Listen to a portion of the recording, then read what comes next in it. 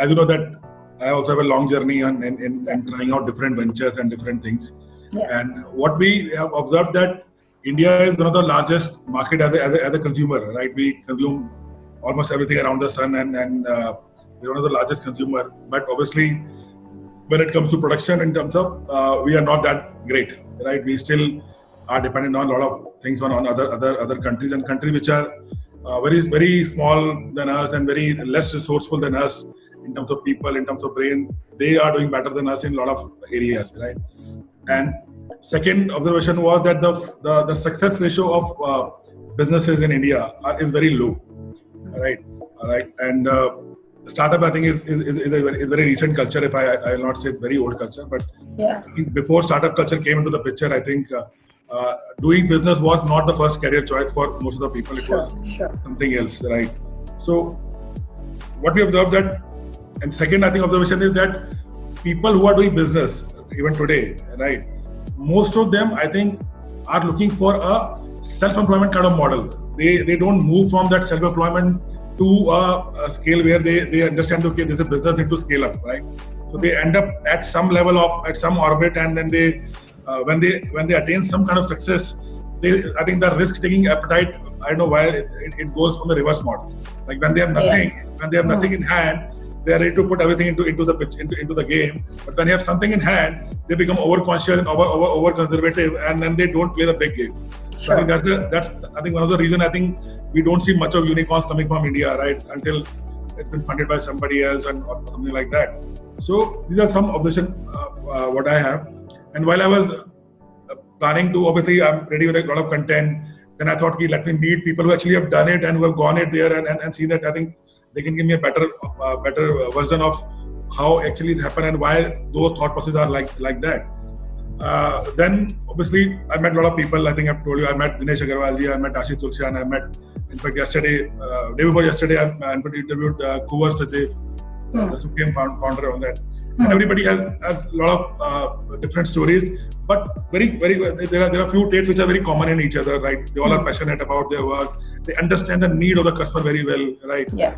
And they know that they will never be resourceful. They will never have all the resources all the time. So they know how to live for the day and move to the next day, right? Whatever they have.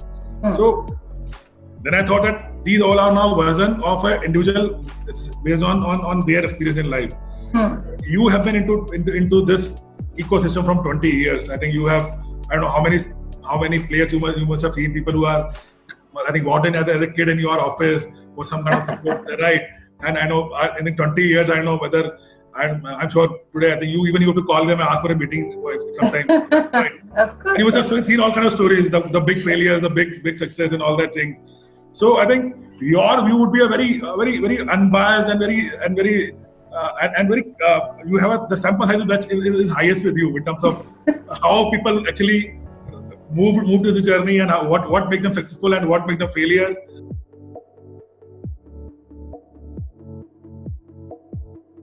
Sure. Thanks for Deepak, and first of all, congratulations for your effort and your initiative of the book. Really proud of you.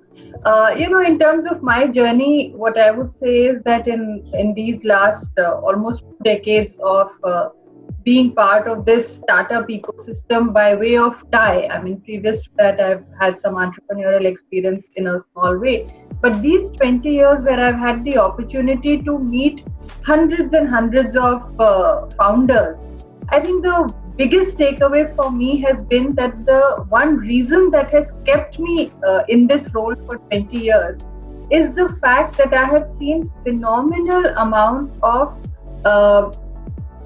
sort of sense of passion that they bring to the table, the energy, the ideas that they have. Whether the idea is good, whether the idea is bad, whether the company will succeed, whether it will not succeed. But the single biggest driving factor has been their own self-belief in themselves, So I think it is that self-belief which gives us at TiE the sort of feeling that if we can help in any way, we must try to help, because when someone has the ability to put in so much of their sort of life and at stake in putting together an idea, it needs a good shot in the arm in every way possible. So we've seen stories of success and failure. Biggest successes have been where not only has the idea been good, but the idea has had a problem that it solved. It worked successfully, and more importantly, from idea to the execution stage. I mean, the execution people behind that, the teams that have come together with the founders to actually give some amount of great execution capability. The ability of founders to actually change, pivot as and when required, because nothing will stay the same forever. So from that point of view, the successes have been there, where there has been better engagement, better understanding, and more receptiveness among the founders to actually take feedback and work according to that. Failures, of course, instead of failures, I mean, you see that as a learning experience, because I think you learn more through failures than you do through successes in any case. So in each of those cases have been, perhaps in some cases where the founders have been too closely married to their own idea, not open to feedback, where they felt, no, my idea is the best in the world, nobody has ever done it, it's the first ever. So I think those are the ones where the challenge comes in being able to help them in some way or the other, and where they might succeed because they're not really solving a problem, they are just they just have a vision that they want to execute.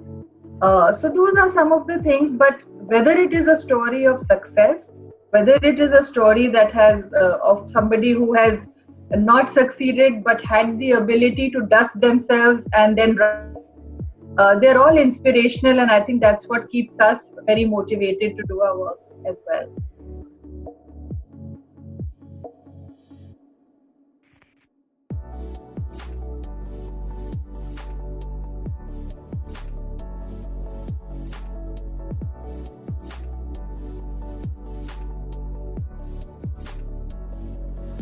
I think my next question was so the idea might be good also. Sometimes the idea might be ahead of its time. Right. Sometimes the idea might need some tweaking to make it more relevant in terms of how it is packaged and positioned. Right. So there could be many reasons for that. But yes, I mean, if you look at the situation today, nobody had anticipated it. So even if it was a very good idea just 3 months back, right, today it's no longer a good idea, So right. It's unpredictable in that sense. Absolutely.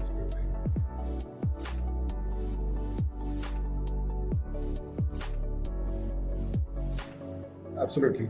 And I think one more thing, I think in fact, you are handling a very important chapter of TiE, I believe, and I think one of the most active chapter, I think, in country also. I think globally also, I think I've been seeing a lot of places I've been observing and following you, in fact, for last 2 decades now. So I think you have your chapter one, I think one of the best chapter, I think globally also, if I'm not wrong. We were fortunate, God's blessing, support of our members, and support and appreciation of the community and TiE Global. We've been fortunate to have that kind of support. Right. So you have basically the complete expertise or knowledge of complete what's happening globally across countries on the ecosystem. I think India's contribution has never been small. Even if you look some 300 years back or whatever, India was contributing 25% of the GDP, if I'm not wrong. And then, of course, we've had various ups and downs, colonization, all of that, which led to various issues. But I think the self-belief that Indians have in themselves, the self-belief that India has in herself as a country, that has never gone away. So whether it is Indians who have gone abroad and created wealth and value and jobs and then given back to the country, which is one of the things which led to the birth of TiE, but whether they have been in roles overseas or whether they have been in India, I think that entrepreneurial spirit has always been very, very strong. There's no part of the world where you will not find Indians in large numbers contributing to the economy, contributing to society, and now even increasingly contributing to the political environment in different countries as well. So I think that bodes very well for us. we've seen recently that, despite obviously there's no denying that there are challenges within the country of economy, or it could be with regard to policies, it could be with regard to the culture or people or anything like that. But the simple fact is that today, when we are going through this kind of a challenge, India's name has come right on top in terms of what solutions it can provide, what assistance to the world it can provide, and has taken a sort of a leadership statesman sort of a position, rather than just turning inward and dealing with our problems. We are out there helping the world. And I think we will play a big role going forward, not only in terms of dealing with the COVID-19 situation or helping solve it, but I think also in terms of bringing the economy back on track, and for the Indian startup as well as the Indian MSME sector, I think this is a very, very good time to be able to sort of introspect and come up with better solutions. The opportunity is there. The market is going to be there. It may not be the same market that they were used for, the traditional market that they were used to, but they have to be open to the idea of making that change and making a mark. It will not only be good for the world at large, but for India itself and its own population as well. There's a big opportunity. Innovation, and sort of, they say that it's at times like this when the best companies are born. I mean, in a downturn, in a difficult situation. So you have to find the silver lining, and every entrepreneur should not waste an opportunity such as this to do whatever they can.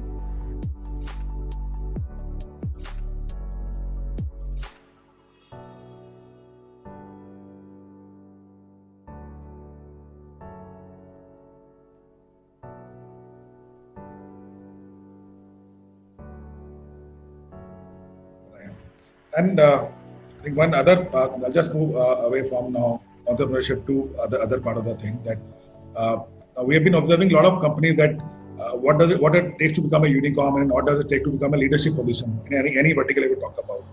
So I think one of the common factor which comes out is the customer experience of that brand. So the key differentiator between a follower and a leader is that the customer experience is very different, and people are ready to pay more for companies who can offer them a better customer experience, right? But somehow, at least I've seen, at least in SME, if not in startup, the startup which are coming up very customer focused right now. But there are SMEs, the traditional SMEs basically, which are working in that. They still don't like to invest on customer experience, right?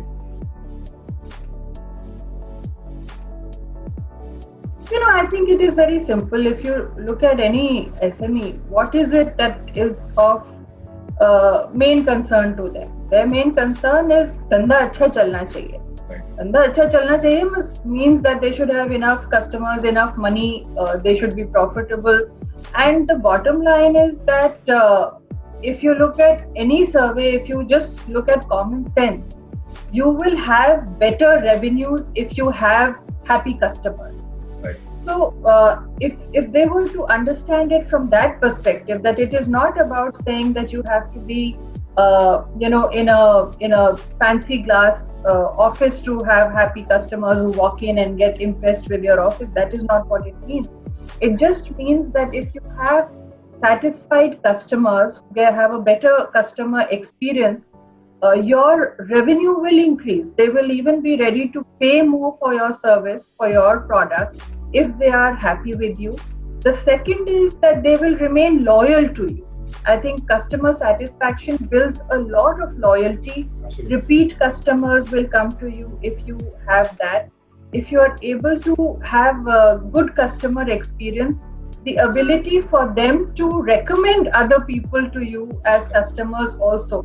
So bottom line is that if you look at customer experience not just as a sort of good word, as a checkbox in your strategy, but actually critical to profitability and improved revenues, I think that is what the SMEs would realize is what matters, and many of them actually do focus on that, and that's where they do well.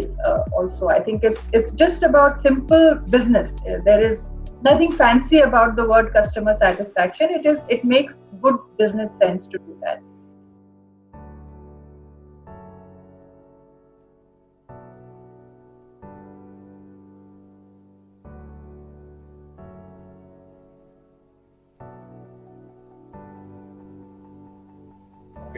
One more thing, I think, like TiE Delhi but TiE, I think across globe also. I think you are been more instrumental in terms of providing a platform to all these budding entrepreneurs and all that to connect to the right people, either for funding or for finding the right kind of partnership or alliances. But you are sitting on such a huge resource of knowledge bank in terms of what works, what doesn't work, right? And there are 1,000 things, there are 1,000 stories, and every business has a unique story. But there are some rules which are always there for everyone, right?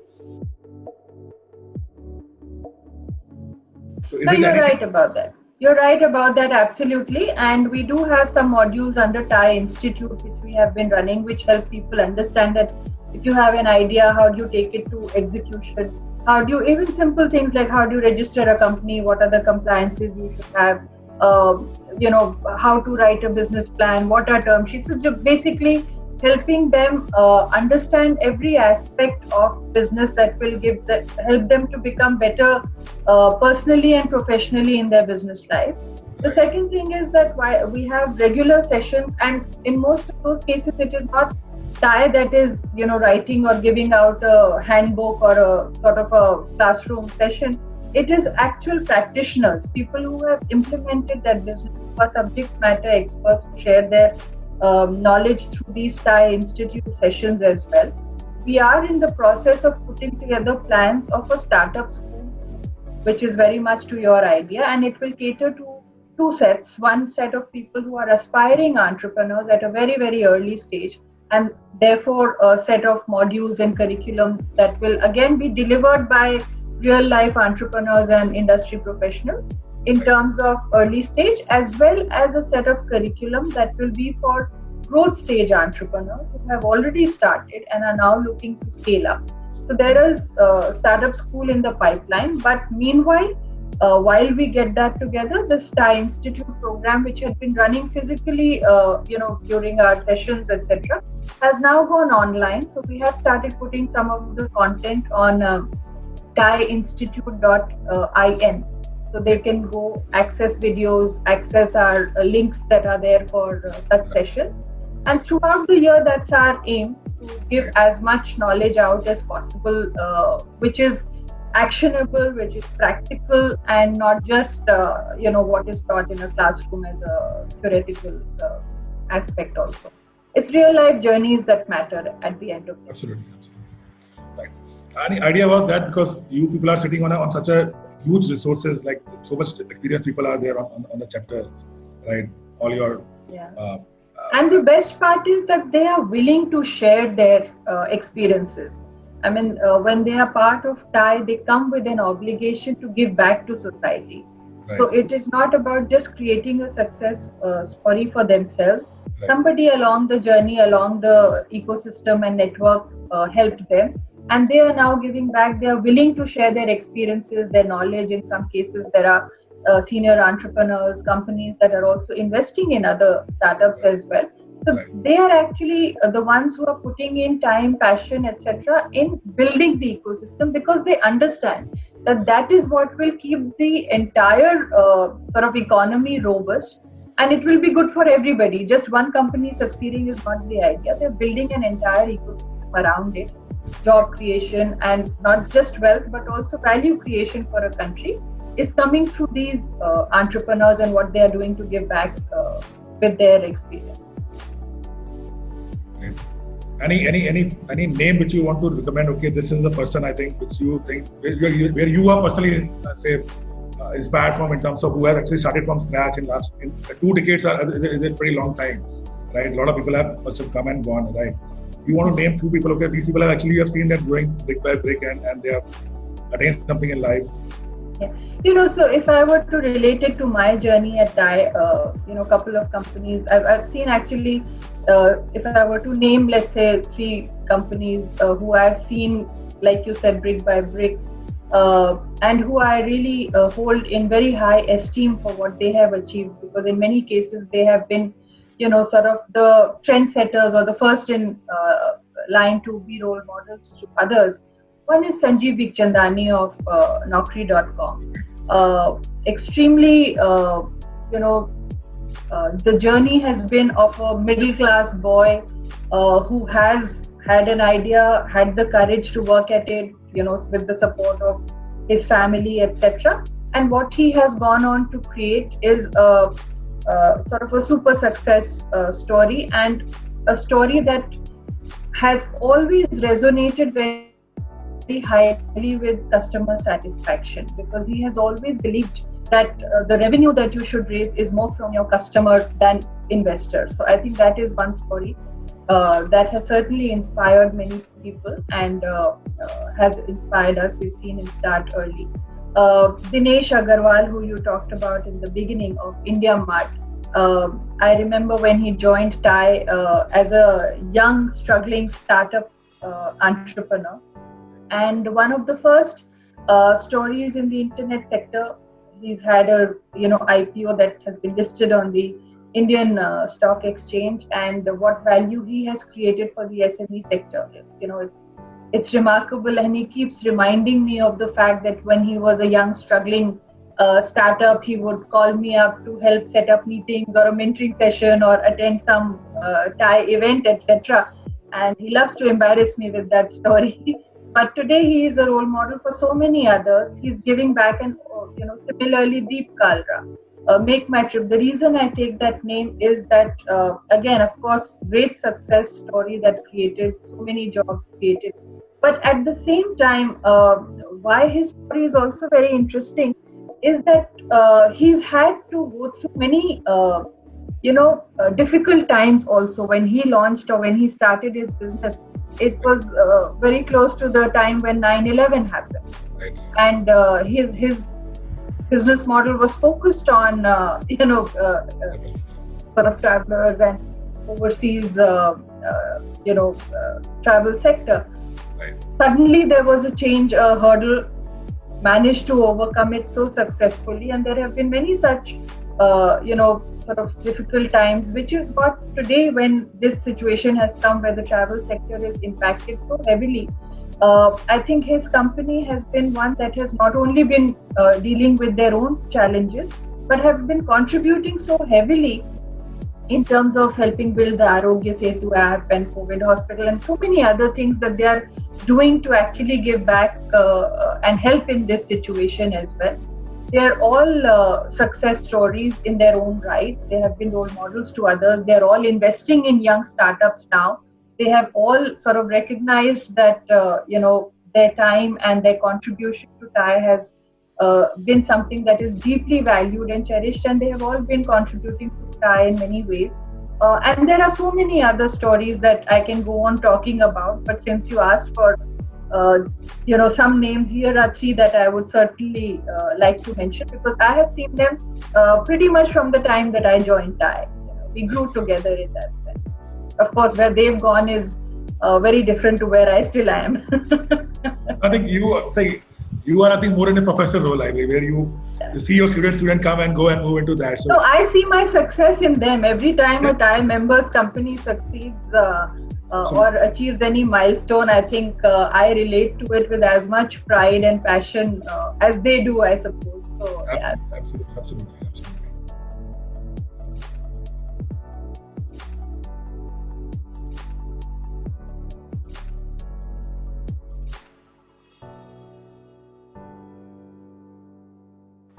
Okay, so moving on to the funding part, I think, which is one of the major, milestone for anyone to achieve that.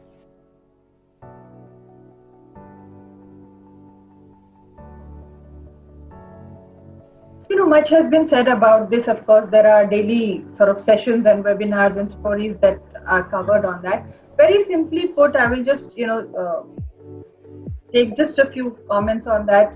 One is it's going to be difficult. I mean, funding is always difficult. It is never easy for an entrepreneur, even though there was so much capital out there available. But when entrepreneur, you can ask any entrepreneur, and you would also realize that when you go out to look for it, it is never easy to find, though it's out there in the market. That said,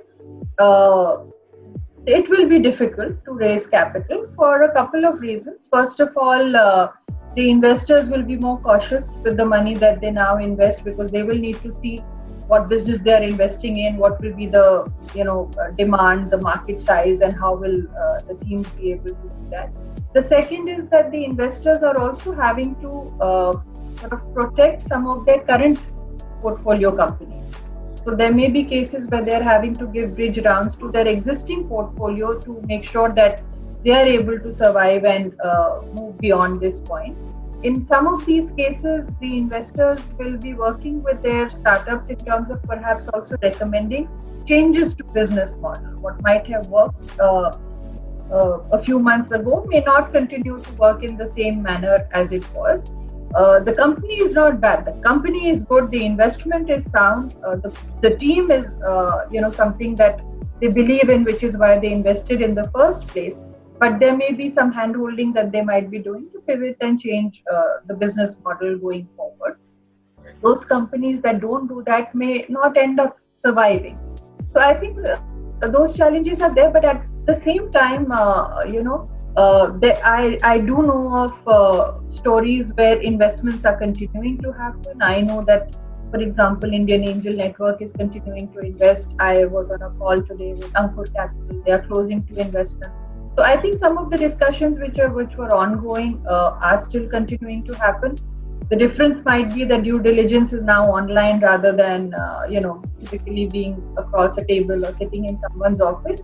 At the same time, great credit to the investor community that came together very, very quickly within this period to actually announce a lot of opportunities for startups to get access to alternate finance also. So one of the first things that was where several investors, VCs and other successful entrepreneurs put together money to create a grant. It's called ACT grants that can be looked at, where they have identified certain sectors that provide solutions to COVID in different ways, where entrepreneurs can actually get grants, not equity, but actually grants to work on their ideas and take it to the market. And you can imagine that when it's not just money, it is also the kind of experience that these investors and entrepreneurs bring to the table, what value it creates for the entrepreneur. At TiE, we have partnered with Indifi Technologies to help startups get access to growth debt capital for business continuity, etc. And many other organizations, including the government and all the schemes that are being announced. So whatever possibly at the moment, at the first turnaround could be done, is continuing to be done. And hopefully it will continue to improve and increase as well.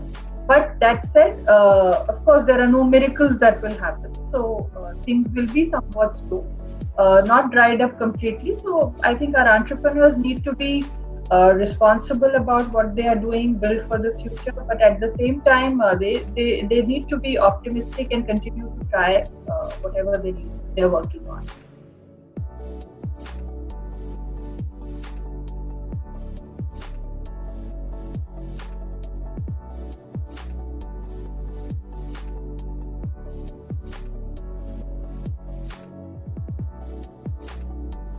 So 2 more questions for you. I will not take more than now 5 minutes for you. So one is, I think...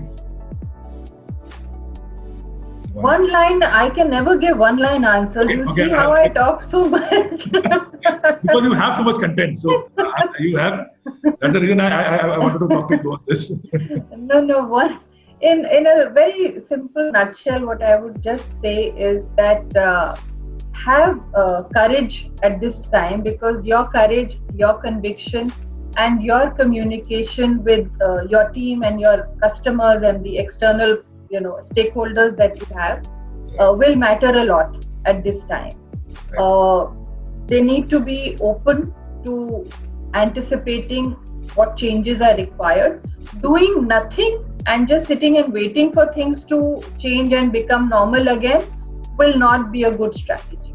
So they need to make sure that they take whatever steps are required. There are enough advisors out there. There are enough organizations out there to help them.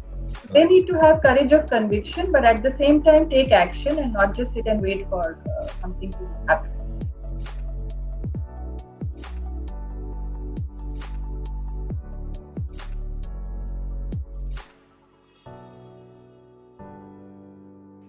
Absolutely, very valid point you said. And last question, which is more of my personal interest on that when you heard of this title of my book, that Junoon Jarurat Jugaad, what comes in your mind first, and what is your definition of these three words?